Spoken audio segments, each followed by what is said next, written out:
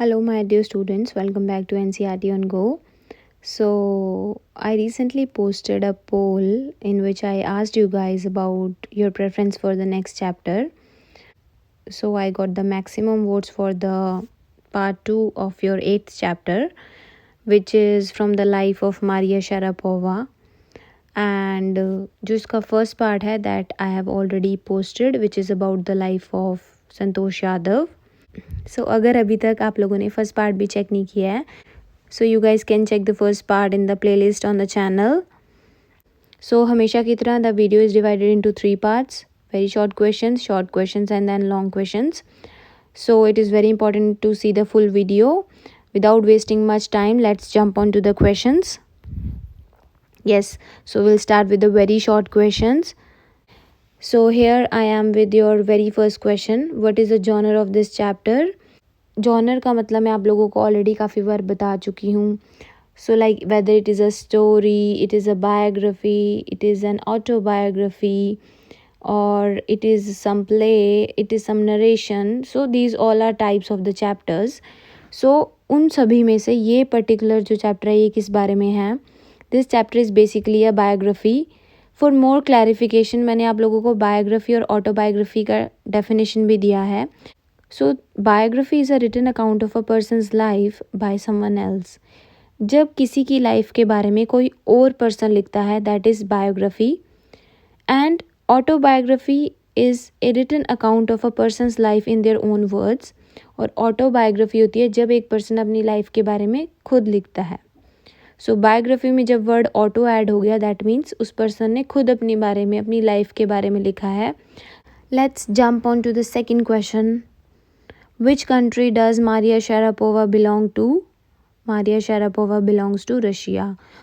So जो आपके very short questions हैं, they do not need any specific clarification or explanation because बहुत simple से questions हैं. So quickly we'll finish them. Yes, your third question is where was Maria Sharapova born? Maria Sharapova was born in Siberia, Russia. Next question is with which sport is Maria Sharapova associated? So Maria Sharapova is associated with tennis. So here is one more question for you guys. आज मैंने बहुत सारे questions रखे हैं आप लोगों के लिए. So I hope कि आप लोग उनके answers मुझे comment section में ज़रूर देंगे. So we have one Indian tennis player. Please mention her name in the comment section. मैंने आप लोगों को hint दे दिया कि वो female हैं. Let's see how many students can give her name. Next question is where did Maria Sharapova go for tennis training? So she went to Florida, which is in USA, for her tennis training. Okay, so the sixth question is who went along with her during her visit to USA? अब जब उन्हें training के लिए USA में जाना था तो कौन गया था उनके साथ? Her father went along with her during her visit to USA for tennis training. उनके पापा उनके साथ गए थे. Next question is why her mother was not able to accompany her during her visit. अब सिर्फ उनके फादर क्यों गए थे, उनकी मदर क्यों नहीं जा पाई थी? Her mother was compelled to stay back in Siberia because of visa restrictions. You know guys कि हम एक कंट्री से दूसरी कंट्री में इतनी ईजिली ट्रैवल नहीं कर सकते. So we have to take the visas. So because of that only उनकी मदर को अपनी नेटिव कंट्री में ही रहना पड़ा था because of the visa restrictions. Next question है who is Sharapova's favorite writer? So she is fond of reading Arthur Conan Doyle's novels. Fond of का मतलब होता है बहुत ज़्यादा ही पसंद करना किसी चीज़ को, सिर्फ पढ़ना नहीं, बहुत ज़्यादा ही पसंद है उन्हें इनके novels. Next question is when did Sharapova win the Wimbledon's women's singles final? तो किस डेट को या किस ईयर में उन्होंने इसे जीता था? तो she won this title in 2004. Next question है when did Sharapova win the world number 1 ranking for the first time? Answer is Maria become the world number 1 for the first time on 22 अगस्त 2005. इस date को वो number 1 ranking पर चली गई थी. Okay, so here we are with the short questions. Okay, so your 11th question is besides tennis what else is Maria fond of? अब इतने सारे टाइटल्स जीते उन्होंने, नंबर 1 रैंकिंग पे भी वो रही, तो हमें पता चलता ही है ना कि वो बहुत अच्छी थी अपने स्पोर्ट में. अब उसके अलावा वो उन्हें क्या क्या चीज़ें पसंद थी. Apart from tennis, Maria is fond of fashion, singing and dancing. So उन्हें फैशन, सिंगिंग, डांसिंग इनका भी काफ़ी शौक था. She also likes to read novels of Arthur Conan Doyle and has a special love for evening gowns. Along with that, she enjoys pancakes and chocolate spread and fizzy orange drinks. So ये सब चीज़ें उन्हें tennis के अलावा काफ़ी ज़्यादा ही पसंद थी.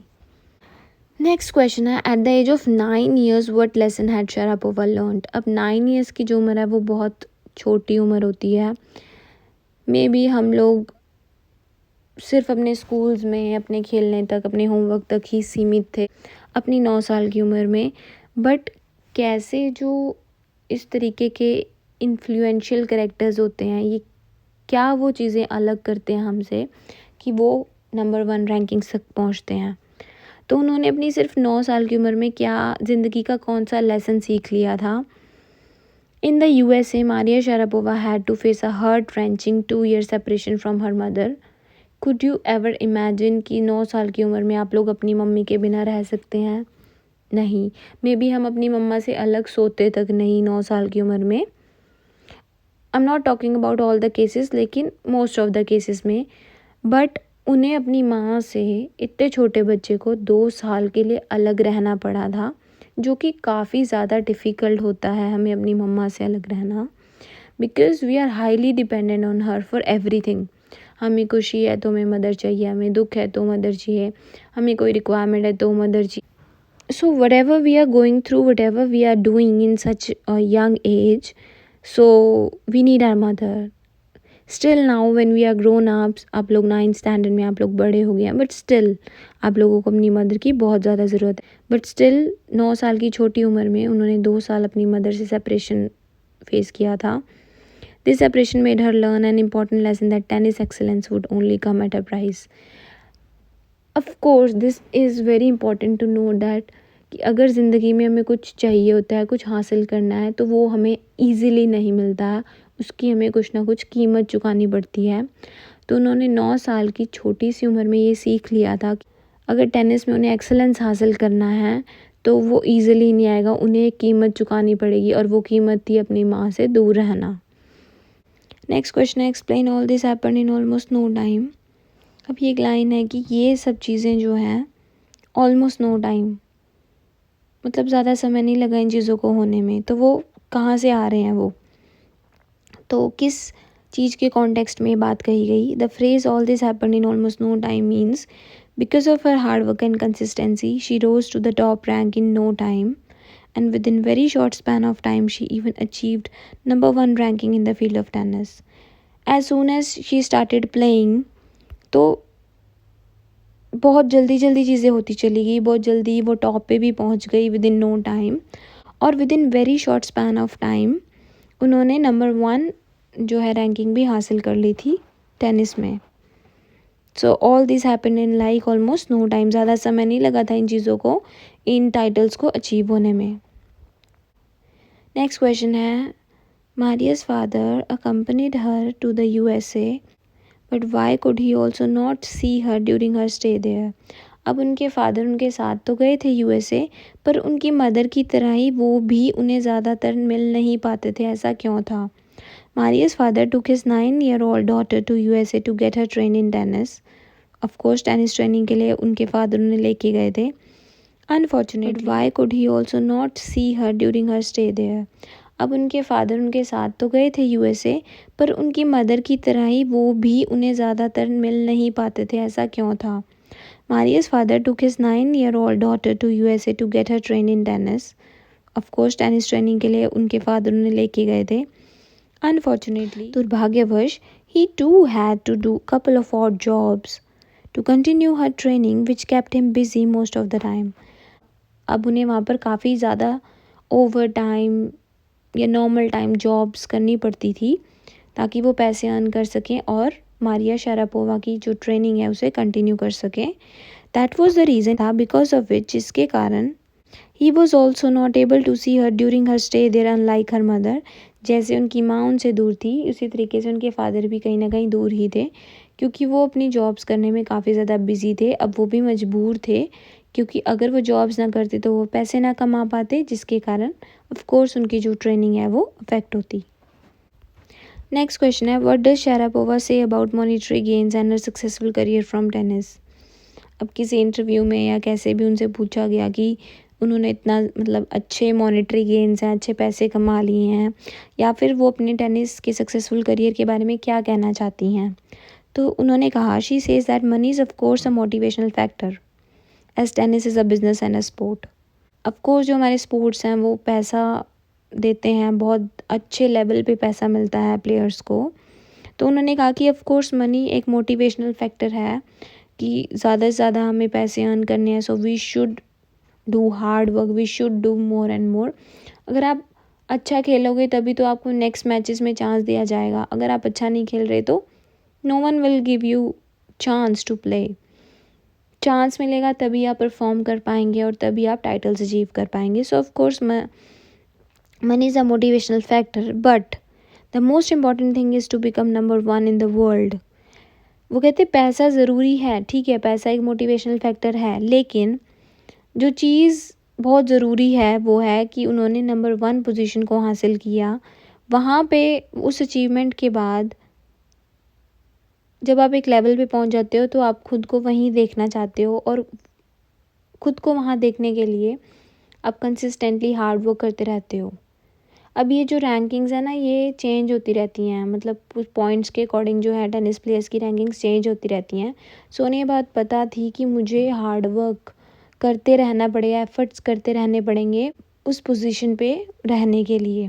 सो उन्होंने कहा कि जब मैंने नंबर 1 लाइक अचीव किया लेवल, तो वो चीज़ ने मुझे ज़्यादा से ज़्यादा पुश करता रहा है मुझे अपने ड्रीम्स और गोल्स को अचीव करने के लिए। नेक्स्ट क्वेश्चन है, what mental qualities of Maria are revealed by her decision not to quit and back up on being harassed by her fellow trainees. हमने चैप्टर में पढ़ा कि जब वो ट्रेनिंग के लिए गए यूएसए में, तो उनके जो फेलो ट्रेनीज़ थे, फेलो ट्रेनीज़ मतलब उनके साथ में जो बच्चे ट्रेनिंग कर रहे थे, उनसे बड़े थे वो, उन्होंने कैसे उन्हें हरास किया। तो हरासमेंट हुई बहुत ज़्यादा, तो क्या उन्होंने क्विट कर दिया? ऑफ कोर्स उन्होंने क्विट नहीं किया। तो उन्होंने क्विट नहीं किया और उन्होंने एक डिसीज़न लिया कि no, I have to fight back and I have to stay here, I have to work hard to achieve my dreams. इन चीज़ों से आपको उनकी किन मेंटल क्वालिटीज़ का पता चलता है। The harassment and humiliation by her fellow trainees did not demoralise and let her down. Instead she took it positively as that thing helped her to learn about taking care of herself. कहने का मतलब है कि अब आप लोगों को incident याद होगा, क्योंकि उनकी एज बहुत कम थी तो वो जल्दी सो जाते थे, लेकिन उनके फेलो ट्रेनीज़ आकर उन्हें उठा देते थे और नींद में से उठा देते थे इतने छोटे बच्चे को, और कहते थे कि रूम क्लीन करो। So this was the kind of harassment और ह्यूमिलिएशन था ये काफ़ी अच्छे लेवल का। अब ये तो एक छोटा सा इंसिडेंट है जो आप लोगों को पता है। वी डोंट नो कि एक्चुअल सिचुएशन क्या हुई होगी, क्या रहा होगा वहाँ पे। मे बी इससे कहीं ज़्यादा चीज़ें उन्होंने फेस की होंगी। सो उन्होंने उस चीज़ को जो है, इस इंसिडेंट ने उन्हें कभी भी डीमोटिवेट नहीं किया कि नहीं बैग पैक करो घर चलो, नहीं पापा मुझसे नहीं हो रहा है, मुझे तंग करते हैं, नहीं। उन्हें इस चीज़ को पॉजिटिवली लिया कि ठीक है कोई बात नहीं, रूम क्लीन करना है, दैट मीन्स खुद का ध्यान कैसे रखना है। ये चीज़ें उन्हें बहुत अर्ली एज में समझ आ गई थी। This incident let us know about her strong will power. Strong will power मतलब गिव अप नहीं करना, कोर मेंटल स्ट्रेंथ। इतना छोटा बच्चा इतना मेंटली स्ट्रॉन्ग कि गिव अप नहीं करना है। एंड्योरेंस मतलब बर्दाश्त करने की शक्ति, एंड डिटर्मिनेशन ऑफ कोर्स दृढ़ निश्चय, to keep pushing herself and not to quit regardless the hardships and obstacles coming her way. Hardships and obstacles का मतलब है जितनी मर्जी रुकावटें उनके रास्ते में आई, उन्होंने कभी गिव अप नहीं किया। सो ये सारी क्वालिटीज़ हमें उस बच्चे की पता चलती हैं, इतनी छोटी सी उम्र में भी इतना स्ट्रॉन्ग मेंटल स्ट्रेंथ था उनका। नेक्स्ट क्वेश्चन है, why does Maria call the US a big part of her life? Answer is, Maria was train for tennis in the US. Of course वो आज जो कुछ भी हैं वो यूएस के कारण है, क्योंकि उन्होंने अपनी टेनिस की ट्रेनिंग ही यूएस से स्टार्ट की थी। It is in this country that she attend proficiency in this game. Proficiency का मतलब एक्सेलेंस, महारत बोल सकते हो आप लोग। Here she also developed confidence, control, inner strength and endurance, the qualities that are prerequisites for a person to reach the summit in any field. Prerequisites मतलब किसी चीज़ को अचीव करने से पहले जो चीज़ों की रिक्वायरमेंट होती है, और सबमिट का मतलब टॉप इन एनी फील्ड। सो ये सभी क्वालिटीज़ जो कुछ भी उन्होंने यूएस में फेस किया ड्यूरिंग हर चाइल्डहुड,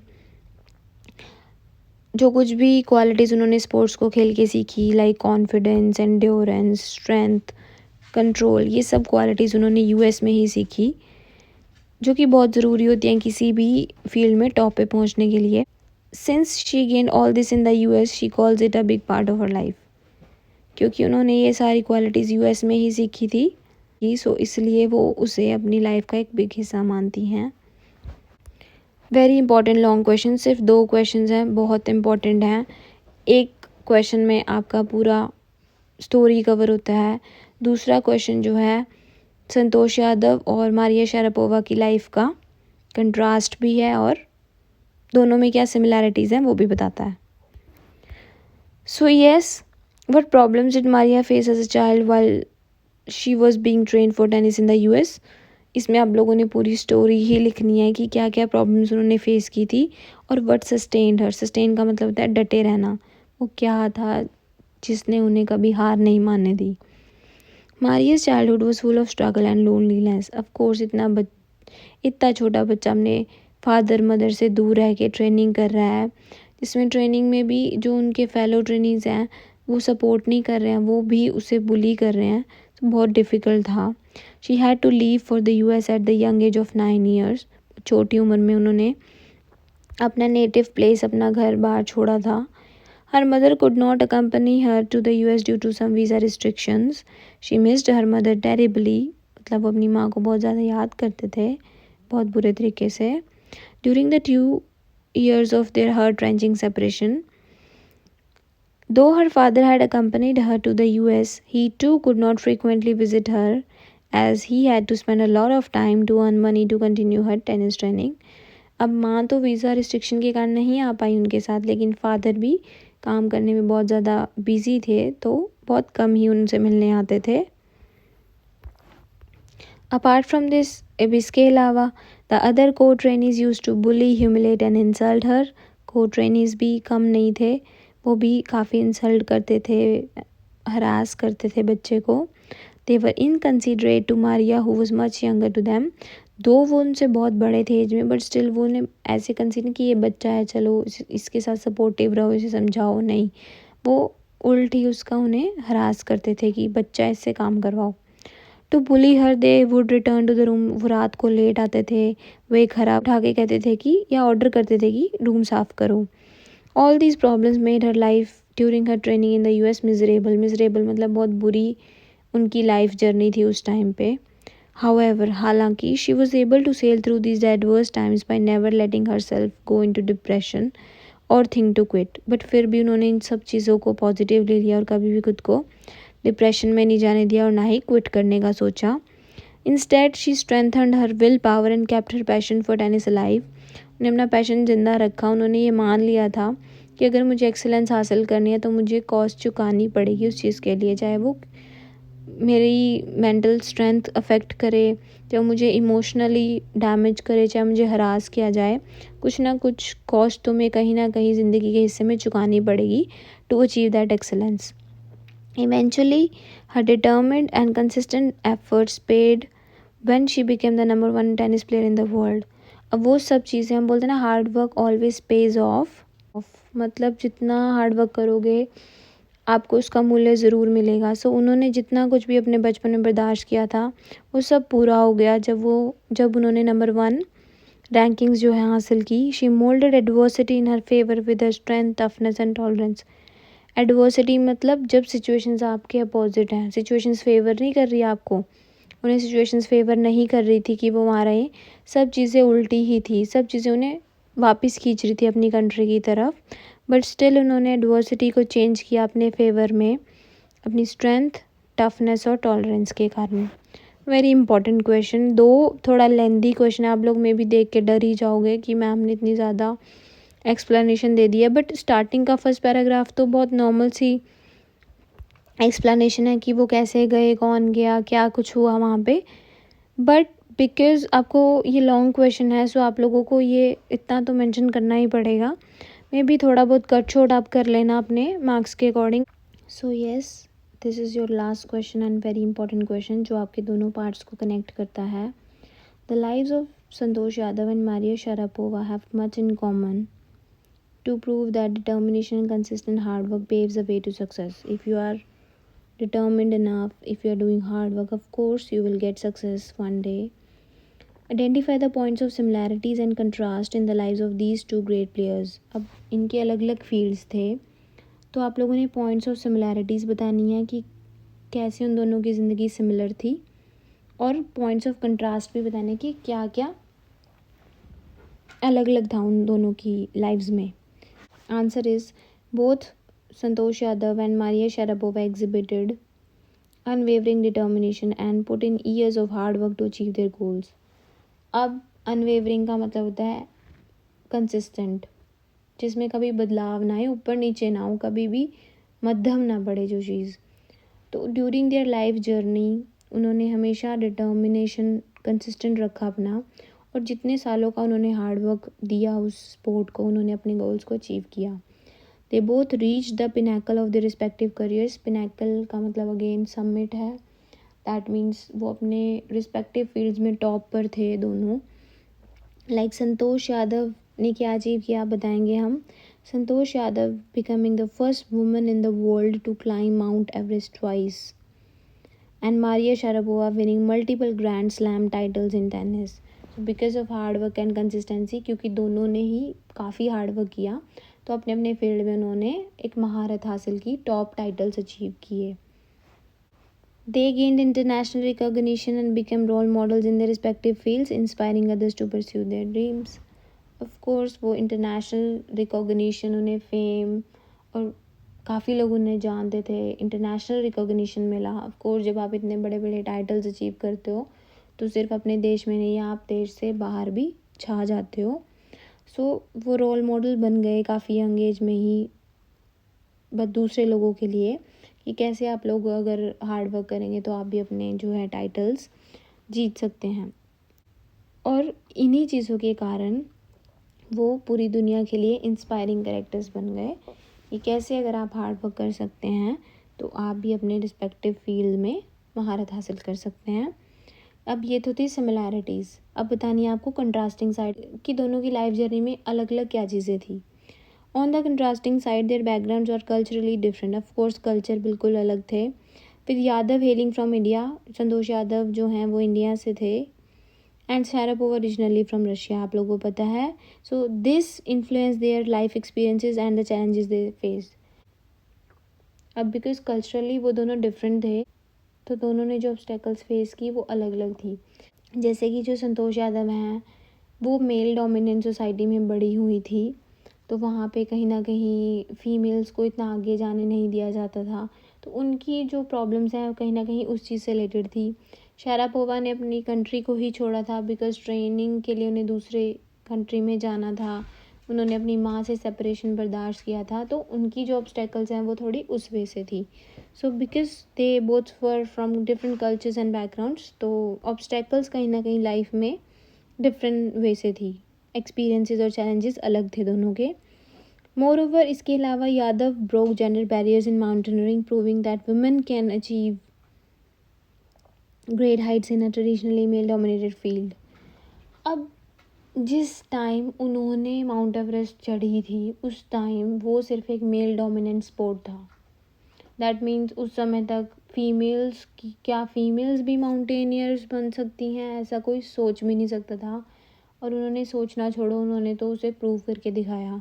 सो एक ऐसा स्पोर्ट जिसमें बहुत ज़्यादा फिज़िकल स्ट्रेंथ चाहिए, एक पहाड़ चढ़ने के लिए बहुत ज़्यादा फिज़िकल स्ट्रेंथ चाहिए, तो ये सोचा जाता था कि सिर्फ मेल्स ही वो चीज़ कर सकते हैं, because they have more, we can say endurance, more physical strength, तो ऐसा माना जाता था.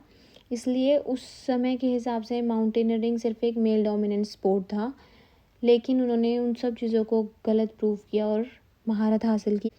इन कंट्रास्ट जबकि शारापोवा के साथ ऐसा कुछ नहीं था, बिकॉज जिस फैमिली से, जिस वेस्टर्न कल्चर से वो बिलोंग करती थी, वो जो स्पोर्ट है जिसमें उन्होंने एक्सेलेंस हासिल की, वो इक्वल अपॉर्चुनिटीज़ प्रोवाइड करता था बोथ मेन एंड वुमेन को.